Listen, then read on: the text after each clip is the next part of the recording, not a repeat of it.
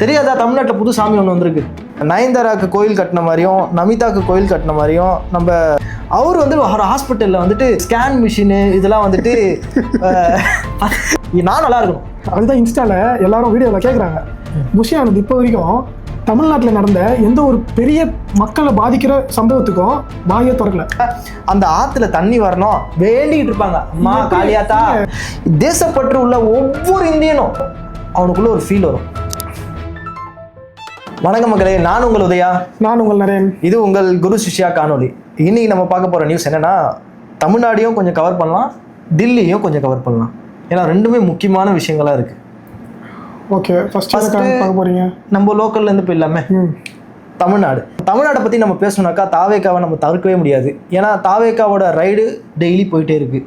அதில் முக்கியமான ரைடு புதுசாக வந்து இறங்கியிருக்காரு களத்தில். லைலா மணி புதுசாக களத்தில் இறங்கியிருக்காரு. வாத்தி ரைடு ஸ்டார்ட்டு அப்படின்னு போட்டு ரீல்ஸ். அது வந்துட்டு அவங்களோட பெய்டு சேனல்ஸ் இருக்குன்னு நினைக்கிறேன். ஓ, அதுதான் நான் இன்னைக்கு வாத்தி ரைடுன்னு சொல்லிட்டு அதுதான் ஃபோட்டோவெல்லாம் தொட்டு கும்பிட்டு போகிறாரு. ஓ, ஸ்டார்ட்டில் கையெடுத்து கும்பிட்றாரு. சாமி கும்பிட்டு போனோம். தெரியாதா? தமிழ்நாட்டில் புது சாமி ஒன்று வந்திருக்கு. அதாவது நம்ம சட்டமன்றத்திலேயே சாமின்னு சொல்லிட்டாங்க சில பேர். ரியலில் இதுக்கப்புறம் அப்படியே சாமி. இனிமேல் அவருக்கு நயன்தாராக்கு கோயில் கட்டின மாதிரியும் நமிதாக்கு கோயில் கட்டின மாதிரியும் நம்ம சிஎம் ஜோசப் விஜய்க்கும் ஒரு கோயில் கட்டுவாங்க. எங்கெல்லாம் லைப்ரரிலாம் இருக்கோ அங்கேயும் அவருக்கு ஒரு சின்னத்தை வச்சுருவாங்க. ஸ்டார்ட் விசிலடி உள்ளே போங்க படிங்க. ஆக்சுவலாக இது இந்த விசில் அடிக்கிறது அப்படின்னு பார்க்கும்போது தான் ஓப்பனாக மீடியாவில் வந்து விசில் அடிக்கிறாங்க. எனக்கு என்னென்னா, ஸ்கூல்லலாம் நம்ம கிளாஸ் எடுக்கும் போதோ இல்லை பிடி பீரியடில் கூட சரி, ஸ்டூடெண்ட்ஸ்லாம் விசில் அடித்தாங்க வச்சுக்கோங்களேன், அவங்களுக்கு பனிஷ்மெண்ட். பொறுக்கி பசங்கன்னு சொல்லுவாங்க. நம்மளை அப்படி தான் சொல்லியிருக்காங்க. அப்படி தான் சொல்லி வளர்த்துருக்காங்க, அப்படி தான் சொல்லி கொடுத்துருக்காங்க. அவங்களெல்லாம் சொல்லலை. எங்கள் ஆசிரியர் எங்களை பார்த்தா விசிலிச்சே நீ இங்கே வா தாவோட பிஞ்சிக்கும் உட்காரு முட்டி போடு அப்படிலாம் சொல்லுவாங்க. இதுக்கப்புறம் அப்படிலாம் பேச மாட்டாங்க. ஏன்னா டீச்சரே அப்படி தான் இருக்காங்க. விசிலடி அப்படின்வாங்க. முக்கால்வாசி அப்படி தான் இருக்காங்க. ஸ்கூலுக்குள்ளே பார்த்தா வெயிலில் அப்படியே விஜய் மாமாவோட ஃபோட்டோ போடுற மாதிரி அப்படியே லைனாக உட்கார வச்சு குழந்தைங்கள தயார் பண்ணுறாங்க. அது பெற்றவங்க வந்து கேட்டால் நீங்கள் யார் என்ன கேட்க?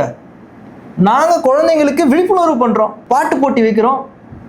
அதெல்லாம் ஒரு சொல்ல முடியாதுங்க. இதுக்கப்புறம் நாட்டோட மிகப்பெரிய விஷயமா நினைக்கிற ஃப்ளாகு அப்துல் கலாம் ஐயா, அவர் காமராஜர் இவரோட ஃபோட்டோ, இவங்க பிக்சரு, இதெல்லாம் குழந்தைங்கள வச்சு பண்ணி கின்னஸ் வேர்ல்ட் ரெக்கார்ட் பண்ண காலம் போய் ஃபர்ஸ்ட் டைம் செலக்ட் ஆகும். ஓகே, இதெல்லாம் வந்து அவங்க சாதனைகள்.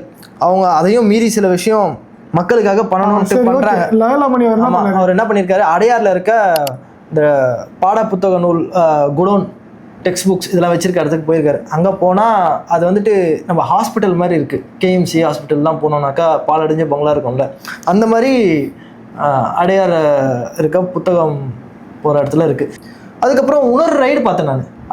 எம்பிபிஎஸ் டாக்டராக இருந்தார்ல ஒருத்தர், மினிஸ்டர், அவர் மருத்துவர், அவர் இது அமைச்சர். அவர் வந்துட்டு ஒரு ஹாஸ்பிட்டலில் அருண்ராஜ் தானே? அருண்ராஜ். அவர் வந்து ஒரு ஹாஸ்பிட்டலில் வந்துட்டு ஒரு ஸ்கேன் மிஷினு இதெல்லாம் வந்துட்டு நானும் பார்த்தேன். நான் காமெடி சேனல் பண்ணலைங்க, நியூஸ் சேனல். இது சிரிக்காதீங்க. இல்லை, நான் இது வரைக்கும் பார்த்துருக்குறேன். டிஎம்கே டைமில் கூட இப்படிலாம் பண்ணல. டிஎம்கே டைமில் கூட, அம்மா டைமில் கூட இந்த ஹாஸ்பிட்டலில் போயிட்டு புது மிஷின் வந்துச்சுன்னா ஜெர்மனிலேருந்து கொண்டு வருவாங்க, அமெரிக்காவிலேருந்து கொண்டு வருவாங்க, அதை ஓப்பன் பண்ணி வைப்பாங்க. அதெல்லாம் பிளாங்காக இருக்கும். அது என்ன சொல்ல வராங்கன்னா, அவங்கள ஸ்கேன் பண்ணும்போது அது அதில் தெரியும், 3D LED இதில் பார்க்கலாம் அப்படின்னு. ஆனால் ஸ்கேன் பண்ணுறதுக்கு மேலே இருக்க டிவியில் கில்லி படம் போட்டாச்சு. எனக்கு அதை பார்க்க சொல்ல எனக்கு ஒன்று தோணுச்சு, தப்பான்னு வச்சுக்காதீங்க. வசூல் ராஜா எம்பிபிஎஸ்ல இந்த கேன்சர் பேஷண்ட் ஒருத்தர் இருப்பார் தெரியுமா?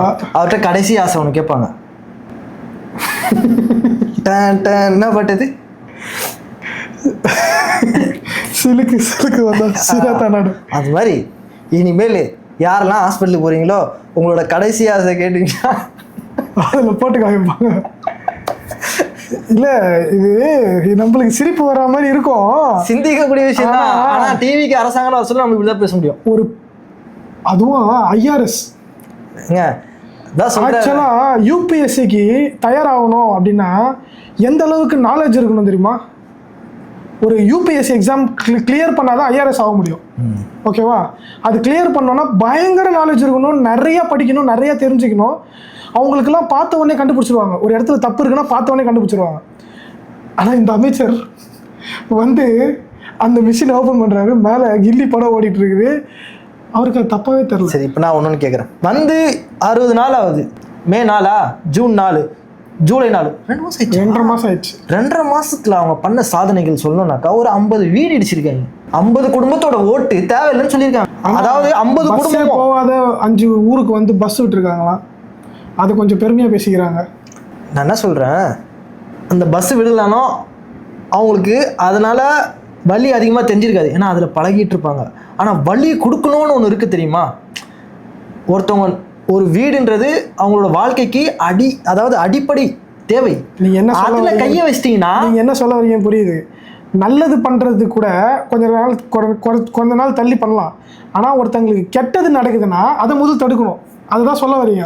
இதை நான் வந்து ஒருத்தர் என்னோட டிவிக்கு நண்பர் ஒருத்தர் இருந்தார், அவர்கிட்ட சொல்கிறேன், உங்களுக்கெல்லாம் கரெக்டாக பார்க்க மாட்டீங்களா? உங்களுக்கு குத்தம் சொல்லத்துக்குன்னே வருவீங்களா நீங்கள் அப்படின்னு கேட்குறாரு.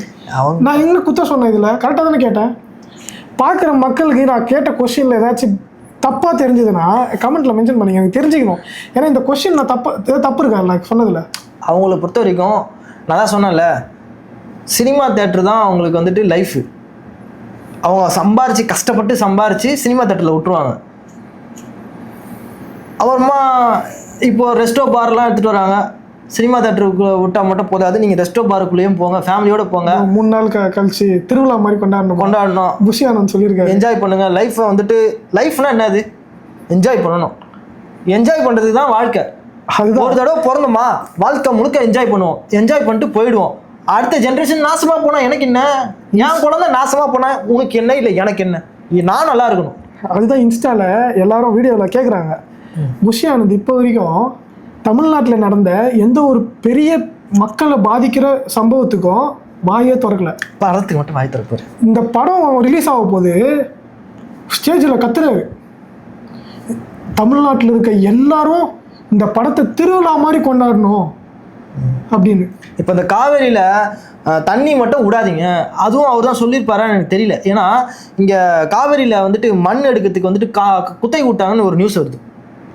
ஐயா, நீங்கள் வாயெல்லாம் மூடிட்டு இருந்தீங்கன்னா எங்களுக்கு குத்தமாக தெரியுது. அதெல்லாம் நீங்கள் கொஞ்சம் வாயை திறந்து அதை நாங்கள் சொல்லலை, அதெல்லாம் நாங்கள் பண்ண மாட்டோம் அப்படின்னு நீங்கள் பேசிட்டீங்கன்னா உங்களை தப்பாக பேச மாட்டாங்க. இல்லைன்னா மக்கள் என்ன நினைப்பாங்க, அந்த ஆற்றுல தண்ணி வரணும் வேண்டிக்கிட்டு இருப்பாங்க. அம்மா காளியாத்தா, மாரியம்மா, கடவுளை. புரியல, நீங்கள் இப்போ என்ன சொல்ல சொன்னீங்க? அதை நாங்கள் பண்ணலைன்னு சொல்லணுமா? கவர்மெண்ட் அவங்க தானே, யார் பண்ணுவா? அப்போ அதை தெரியல, குத்த கூட்டுருக்காங்கன்னு ஒரு நியூஸு. அது காவிரி டெல்டா நதியில் அந்த இடத்துல மண் எடுக்கிறதுக்கு குத்தை கூட்டிருக்காங்களாம். பக்கத்து ஊரில் விட்டுருப்பாங்க குத்தை. நம்ம நாட்டில், நம்ம தமிழ்நாட்டில் தான் கொடுத்துருப்பாங்க. அது மண் ஏரிங்கெல்லாம் பார்த்தீங்கன்னாக்கா யாராவது பானை செய்யணும், அப்புறமா வீட்டுக்கு குறிப்பிட்ட வீட்டில் பேஸ்மெண்ட் எதாவது ரெடி பண்ணுறீங்கன்னா உங்களுக்கு மண் தேவைப்படுதா, ஏரியை வந்துட்டு நீங்கள் எடுத்துக்கலாம் அப்படின்னு சொன்னாங்கல்ல. என்ன பண்ணுறாங்கன்னா, இது சொன்னதுக்கப்புறமா லாரி டிராக்டராக வந்து அம்புட்டு மண்ணை எடுத்துகிட்டு போயிட்டே இருக்கிறாங்களாம். களிமண் மொத்தத்தை அள்ளிட்டு போகிறாங்களாம். அது விற்கிறது ஒரு லாரி யூனிட் வந்துட்டு 1500 சொல்லி விற்க ஆரம்பிச்சிட்டாங்களாம். பிஸ்னஸ். அதாவது நீங்கள் என்ன சொன்னீங்க, உங்களோட வீட்டுக்கு அடிப்படை தேவைக்கு யூஸ் பண்ணிக்கலாம் நீங்கள், ஆனால் கடைசியாக பிஸ்னஸ் பண்ண ஆரம்பிச்சிட்டாங்க. இப்படியே சொல்லிகிட்டே போகலாங்க. டிவிக்கோட புகழ் பேசிகிட்டே இருக்கலாம். அதுக்கு பதில் ஒரு முக்கியமான விஷயம் பேசிட்டு போயிடலாமே. நம்ம சோனம் வாங்சங்க் இருக்கார்ல, அவர் வந்துட்டு நேற்று நம்ம பேசிகிட்டு இருந்தோம். ஆனால் இன்றைக்கி அவரை வந்துட்டு போலீஸ் வந்து வலுக்கட்டாயமாக வந்து அங்கே வந்து எடுத்துட்டாங்க. அவரை ஹாஸ்பிட்டலுக்கு கூட்டு போயிட்டாங்க. ஹாஸ்பிட்டலுக்கு கூட்டு போனதுக்கப்புறம் அவர் வந்துட்டு எப்படி இருக்காரு, என்ன பண்ணுறாரு, எந்த ஒரு நியூஸும் வெளியில் வரல. ஆனால் ஸ்டேபிளாக இருக்காங்கன்னு போலீஸ் சைட்லேருந்து சொல்கிறாங்களே தவிர்த்து அவங்க ஒய்ஃபை கூட உள்ளே அனுமதிக்கல.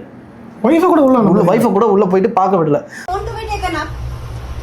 You understand, sir? Article 32 as a free individual. पहले आप प्लीज समझिए, आई एम प्रोफेशनल, मैं मेरी से So please be professional. बाकी जो चीजें हैं वो एडमिनिस्ट्रेशन की, उनमें This is a fundamental right. आपका फोन यहाँ रखा जाएगा, मैं फोन नहीं रखने वाला नहीं हूँ ना। मैं அட்வொகேட்டும் இருக்காங்க, ஒய்ஃபோட அட்வொகேட். எப்படி இருக்கு பாரு கவர்மெண்ட். அதாவது அந்த அட்வொகேட் வந்துட்டு ஒரு மாஸ்க் போட்டுக்கிட்டு பேசுறாங்க. ரீசன் என்ன தெரியுமா? தெரியக்கூடாது, ஆபத்து வரும், அவங்களே அடிப்பீங்க நீங்கள். ஒரு நாட்டில் மாஸ்க்கு கொரோனா டைமில் போட்டிருக்கோம், ஆனால் அரசாங்கத்தை எடுத்து கேஸ் கொடுக்கும்போது போடுற ஒரே ஊர் நம்ம ஊராக இருக்குது இப்போ. ஆனால் இந்த மாதிரி பண்ண முடியுமா என்ன? எனக்கு இதான் புரியுது. நம்ம ஊரில் மட்டும்தான் இந்த மாதிரிலாம் டிஃப்ரெண்ட்டாக பண்ணுறாங்க. ஏன்னா வெளிநாட்டிலலாம் கன்சென்ட் வேணும். பேஷண்ட்டை ட்ரீட் பண்ணணுனாலே பேஷண்ட்டோட கன்சென்ட் ஃபஸ்ட்டு வேணும். பேஷண்ட்டால் பேச முடியாது அப்படின்னா அவங்களோட உறவினர்கள் ஃபஸ்ட்டு, ஒய்ஃப், ஸ்பவுஸ், அப்படி இல்லைன்னா அம்மா அப்பா, அப்படி இல்லைன்னா பசங்க, அவங்களோட கன்சர்ன் ஃபஸ்ட்டு வேணும். அப்போ தான் ட்ரீட்மெண்ட் பண்ண முடியும். இவங்களே வலுக்கட்டாயமாக கூட்டின்னு போயிட்டு வச்சுக்கிட்டு ட்ரீட்மெண்ட் பண்ணுறது இது எந்த மாதிரி? என்ன பண்ணியிருக்காங்கன்னா ஜட்ஜ், அதாவது தில்லி ஹைகோர்ட்டில் வந்துட்டு ஒரு கேஸ் போயிருக்கு. அந்த கேஸில் போலீஸ்கிட்ட வந்துட்டு ரெக்வஸ்ட் பண்ணியிருக்காங்க, இந்த மாதிரி அவருக்கு வந்துட்டு மருத்துவ இது கொடுங்க, அவருக்கு சரி பண்ணணும் அப்படின்னு சொல்லியிருக்காங்க. இவ்வளோதான் ஒரு பொதுநலம் கேஸ் போய் அதை இங்கே சொல்லியிருக்காங்க. அதையே இவங்க டூலாக வச்சுக்கிட்டு வலுக்கட்டாயமாக தூக்கி போயிட்டு ஹாஸ்பிட்டலில் அதை வச்சுட்டு. ஆனால் இது பொதுநல மாதிரிலாம் தெரியலையே. இது முதல்ல டெமோக்ரஸி கண்டி மாதிரியே தெரியல எனக்கு. கேளுங்க, இதில் அந்த சிஜேபியோட லீடர் ஒருத்தர் இருக்கார்ல, அவரு என்ன அபிஜித் என்ன சொன்னார்னா, எஜுகேஷன் மினிஸ்டர் வந்துட்டு ரிசைன் பண்ணணும்னு சொல்லியிருந்தாரு. அது நாளடைவில் இன்னைக்கு சோனம் வாங்சுக்கை வந்துட்டு நீங்கள் எடுத்ததுக்கப்புறமா அவங்கள கூப்பிட்டு போயிட்டு நீங்கள் வலுக்கட்டாயமாக ஹாஸ்பிட்டல் எடுத்து போனதுக்கப்புறம் நாங்கள் வந்துட்டு இதுக்கப்புறம் டைரக்ட் நரேந்திர மோடிஜி தான் ரிசைன் பண்ணணும், அது வரைக்கும் எங்கள் போராட்டம் தொடரும் அப்படின்னு சொல்லி ஒரு ட்விஸ்ட்டை போட்டு விட்ருக்காங்க. இது எங்கே போகும்னு தெரியல. அந்த இடத்துல வந்துட்டு இது இந்த ப்ரெஷரை வந்துட்டு அவங்க ப்ரெஷராகவே எடுத்துக்கல ஆளும் அரசாங்கம். அவங்க நார்மலைஸாக பண்ணுறாங்க. அதை ஒரு சயின்டிஸ்ட்டு ஒரு எஜுகேஷனை வந்துட்டு மேலே அடுத்த லெவலில் எடுத்துகிட்டு போகணுன்றாரு.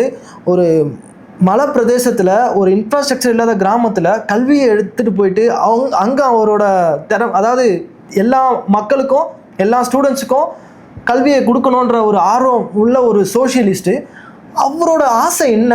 தன்னோட வீடு வந்து சரிப்படுத்தணுமா, தன்னோட ஃபேமிலி நல்லா இருக்கணும்னு ஆசைப்படுறாரா? ஒரு 13-20 சோல்ஸ் இறந்துருக்காங்க இந்த நீட்டால், டிப்ரெஷனால். அது இதுக்கப்புறம் நடக்கக்கூடாதுன்னா அதுக்கு ஒரு ஆக்ஷன் எடுக்கணும் அப்படின்னு சொல்லிட்டு அவங்களுக்குள்ள ஒரு தேசப்பற்றது. அதை எல்லாரும் இங்கே நாஸ்தி பண்ணுறாங்க. தேசப்பற்று உள்ள ஒவ்வொரு இந்தியனும் ஒவ்வொருத்தனும் அவனுக்குள்ள ஒரு ஃபீல் வரும். இன்னைக்கு சீமானும் கண்டனம் தெரிவிச்சிருக்காரு. நான் அதுதான் கேட்குறேன். நானும் அதான் சொல்கிறேன். இவங்க பண்ணுறத பார்த்தா டெமோக்ரஸி கண்ட்ரி மாதிரியே தெரில எனக்கு. ஏதோ கிங் ரூல் மாதிரி இருக்குது. அது எப்படி சொல்கிறதுனே தெரியல. அவங்க வந்துட்டு ஒரு ஆக்ஷனுக்கும் ஒரு ஸ்டேட்மெண்ட் வச்சுருக்காங்க. அந்த ஸ்டேட்மெண்ட் வந்துட்டு அந்த லீகலைஸ் பண்ணுற மாதிரி ஸ்டேட்மெண்ட் கொடுக்குறாங்க. அதை எதிர்த்து யாராவது பேசுகிறீங்கன்னா அவங்கள அவ்வளோதான், என்ன நடக்குமோ. அப்புறம் இன்னொரு விஷயம், அதாவது நாம் தமிழர் கட்சியிலேருந்து சில பேர் வந்துட்டு ரீசெண்டாக வெளியே நடக்கிறாங்க, கட்சியிலேருந்து வெளியேறோம் அப்படின்னு சொல்லிட்டு போகிறாங்க. வெளியேட்டாங்களா? ஆமாம். கலைஞன், அந்த டைரக்டராக வேலை செஞ்சவர் கலைஞன், ஒரு 10 வருஷம் மேலே அவர் வந்துட்டு இவரோடவே சீமானண்ணா கூடயே ட்ராவல் இருக்கார் 10 வருஷத்துக்கு மேலே. அதே மாதிரி சேகர்னு சொல்லிட்டு ஒரு அட்வொகேட் வழக்கறிஞர் கட்சிக்கு மாறிட்டாங்க. கட்சியில் மாறின மாதிரி தெரியல. ஆனால் ரீசெண்டாக அதுக்கு ரீசன் சொல்லிட பாருங்க. அவர் வந்துட்டு ரிசைன் பண்ணுறதுக்கு ஒரு விளக்கம் கொடுத்துருக்காரு. ஒரு லெட்ரு, ரிசைனேஷன் லெட்ரு சீமானண்ணா கொடுக்குறாரு. அதில் என்ன சொல்கிறாருன்னா, உங்களோட நான் பல நாட்களாக ட்ராவல் பண்ணியிருக்கேன், உங்களுக்கும் எனக்கும் வந்துட்டு எந்த ஒரு இதுவும் இல்லை, நீங்கள் வந்துட்டு எனக்கு பல இடத்துல வாய்ப்பு கொடுத்துருக்கீங்க. லோக்கல் பாடி, அதாவது எம்எல்ஏ எலெக்ஷன்லையும் சரி, பாராளுமன்ற எலெக்ஷன்லையும் சரி, நீங்கள் எனக்கு வாய்ப்பு கொடுத்துருக்கீங்க. அந்த மரியாதை எப்போவுமே உங்கள் கூட தொடரும். நான் எப்போவுமே தமிழ் தேசத்தில் வந்துட்டு கண்டினியூ பண்ணுவேன். ஆனால் எனக்குள்ள ஒரு மன வருத்தம் என்னன்னாக்கா, இங்கே வந்துட்டு தனிப்பட்ட தாக்குதல் பண்ணுறது வந்துட்டு எனக்கு பிடிக்கல, அவதூறாக பேசிகிட்டு இருக்காங்க சில பேர். அதனால் எனக்கு ஒரே இதில் வந்துட்டு என்னால் கண்டினியூ பண்ண முடியல அப்படின்னு சொல்லிட்டு மூவ் ஆகி அவர் ஒரு கமெண்ட் போடுறாரு. லைலாமணி அவர் வந்துட்டு வாழ்த்தி. ஓகேவா? இங்கே மூவ் ஆகிறதுக்கு ரீசன் என்ன? தனிநபர் தாக்குதல், அவதூறு. அதுக்கப்புறம் லைலாமணி வந்துட்டு வாழ்த்து தெரிவிச்சார்ல. ரீசெண்டாக லைலாமணி ஒரு ஸ்பீச் கொடுத்தாருல்ல, அப்போ என்ன பண்ணார் அவரும்? ஸோ அங்கே வந்துட்டு அவர் ஒரு டபுள் ஸ்டாண்ட் தெரியுது. அதில் எனக்கு அந்த இடத்துல இப்போ என்ன தெரியுதுனாக்கா, போகிறவங்க போட்டோம், சீமானண்ணா கூட ட்ராவல் ஆகும், அதாவது நாம் தமிழர் கட்சியில் ட்ராவல் ஆகிறவங்க எல்லாருமே வந்துட்டு ஒரு தனிப்பட்ட ஒருத்தர் பேசுகிறாங்க அப்படின்னு சொல்லிட்டு விலகி போகணும் அப்படிலாம் எனக்கு தெரியல. அந்த கொள்கை என்னன்னா, இவங்களுக்குன்னு ஒரு தமிழ்நாட்டை ஒரு மாற்றணும் ஒரு கனவு இருக்குது. அவங்க வந்தாங்கனாக்கா இதை தான் இம்ப்ளிமெண்ட் பண்ணுவாங்க சட்டத்தில். ஸோ அந்த ஒரு ஆசை தான், வேறு எந்த ஒரு இதுவும் இல்லை. ஐயோ அதில் போனால் எம்எல்ஏல எம்பி மினிஸ்டர் கிடைக்கும், இன்ஃப்ளூயன்ஸில் நம்ம நிறையா சம்பாதிக்கலாம், அந்த ஒரு எண்ணத்தில் எனக்கு தெரிஞ்ச அந்த 20 லட்சம் பேர் இல்லை. அவங்களோட எண்ணம் தமிழ்நாடு ஒரு நல்ல ஒரு முன்னேற்றத்துக்கு போகணும், இயற்கை வளத்தை பாதுகாக்கணும், இவ்வளோ தான். நீங்கள் தாவேக்கால இருக்க அரசாங்கம் இன்னைக்கு இயற்கை வளத்தை பாதுகாக்குதா இல்லை குத்தகை விட்டுருக்காங்களா? எல்லாரும் மனுஷங்க தானே, அது ஒன்று நடக்க தான் செய்யும், எல்லாத்தையுமே ஃபேஸ் பண்ணி தான் ஆகணும். அதை ஸ்டாப் பண்ணணும், அவ்வளோதான். சரி ஓகே, அவர் போகிறாரா போட்டோம், யார் யார் போகிறாங்களோ போட்டோம். நம்ம மாதிரி ஆட்கள் எனக்கு தெரிஞ்சு நான் இந்த காணொலியெல்லாம் போகிறதெல்லாம் வந்துட்டு இந்த எலெக்ஷனுக்கு அப்புறம் தான் போட்டேன். எலெக்ஷனில் 0, நாம் தமிழரை 0ன்னு சொன்னவங்க அப்போ கூட நமக்கு அந்த ஒரு என்ன சொல்கிறது, இன்னும் உணர்வு போல இன்னும் டபுளாக தான் ஆகுது. என்னை விட்டு போகணுன்னு எனக்கு தோண மாட்டேங்குது. அதாவது நான் வந்து யார் கூடயும் நீங்கள் பயணிக்கல, என் பின்னாடி பல பேர்லாம் இருக்காங்க, அப்படிலாம் எதுவும் இல்லை. எனக்கு இண்டிவிஜுவலாக இந்த கொள்கை பிடிச்சிருக்கு, ஆசைப்பட்டு நானே வந்து இந்த மாதிரி ஒரு அரசாங்கம் வேணும் அப்படின்றதுக்காக இந்த காணொலியெல்லாம் நான் போடுறேன். மக்கள்கிட்ட நம்மளோட கருத்தை நான் சொல்கிறேன், அதை ஏற்றுக்கிறவங்க ஏற்றுக்குங்க, எந்த ஒரு எதிர்மறை கருத்தாக இருந்தாலும் கமெண்ட் பாக்ஸில் சொல்லுங்கள், எல்லாத்தையும் நம்ம அக்செப்ட் பண்ணிப்போம். சரியாக இருந்ததுன்னா அதை நம்ம மாற்றிப்போம், மாற்று கருத்து இருந்ததுன்னா வாழ்த்துறோம். உங்களோட ஆசை பிரகாரம் நீங்கள் இருங்க, நம்மளோட ஆசை பிரகாரம் நாம் இருப்போம். மீண்டும் ஒரு நல்ல வீடியோவுடன் திரும்பவும் சந்திக்கும் வரை உங்களிடமிருந்து விடைப்பது உங்கள் உதயா மற்றும் உங்கள் நரேன். பாய்.